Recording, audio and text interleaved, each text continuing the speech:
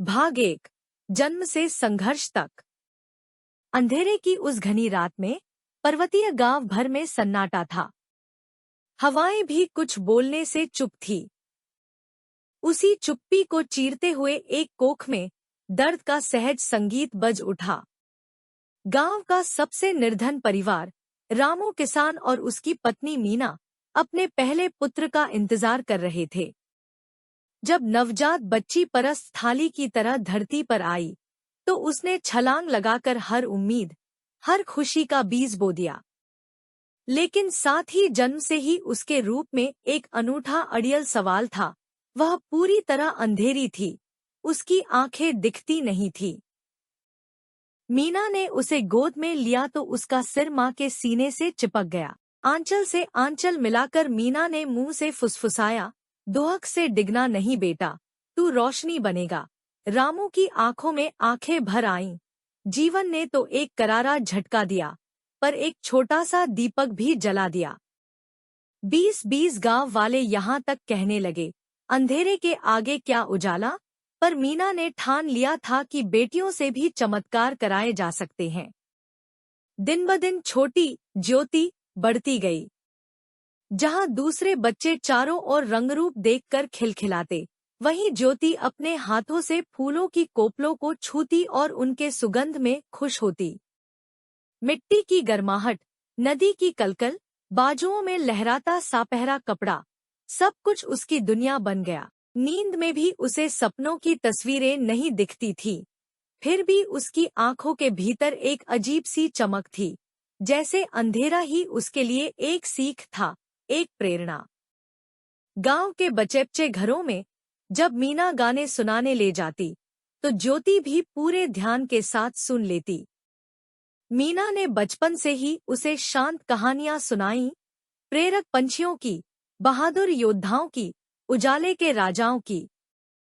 इन कहानियों ने ज्योति के हौसले को और ऊंचा किया। पर समूचे गांव में पढ़ाई लिखाई का सवाल सबसे कठिन था। स्कूल में उसका प्रवेश ही मना था। अंधेरी लड़की के पास पढ़ने लिखने का कोई फायदा नहीं, मुखिया ने सख्ती से ठुकरा दिया। पर सीख की आग बुझती कहा। रामू ने शहर के जिला शिक्षा अधिकारी के पास गुहार लगाई। कई चिट्ठियां लिखी, आगे पीछे भागा, लेटर पैकेटों का पहाड़ खड़ा किया। कई बार निराशा की आग में धुआं उठता, पर मीना का अटल विश्वास उसे रोके रखता। अंधेरे से भी बड़ी ताकत है माँ का भरोसा, वो रटने लगा और हर बार थककर गिरने के पहले ही खड़ा हो जाता। आखिरकार एक बरस बाद शिक्षा अधिकारी ने आश्वासन दिया, परियोजना सेलेक्ट, जिले के स्कूल ने विशेष अनुमति दी। मीना और रामू ने गांव में एक छोटी सी टोकरी लिए ज्योति को भरी भीड़ के बीच खड़ी कर दिया। जब मास्टरियों ने उसकी उंगलियां और हंसी देखी तो मौखिक परीक्षा में पास कर दिया। गांव वाले देखते रह गए। उनकी आंखों के समक्ष वह नाखुश किस्मत बिटिया एक नन्ही छात्रा बन आई थी। स्कूल का पहला दिन जैसे किसी त्योहार से कम न था।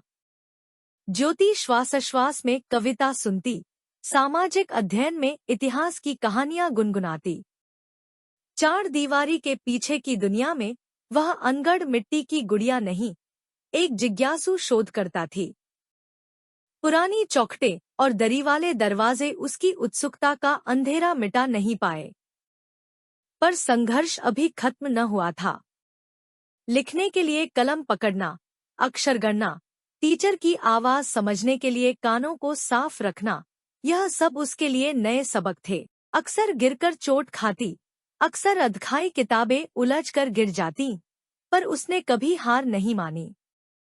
एक दिन कॉपी पर लिखे शब्दों को उंगलियों से छूते छूते उसे लगा जैसे उसका अंधेरा उजाले में बदल रहा हो।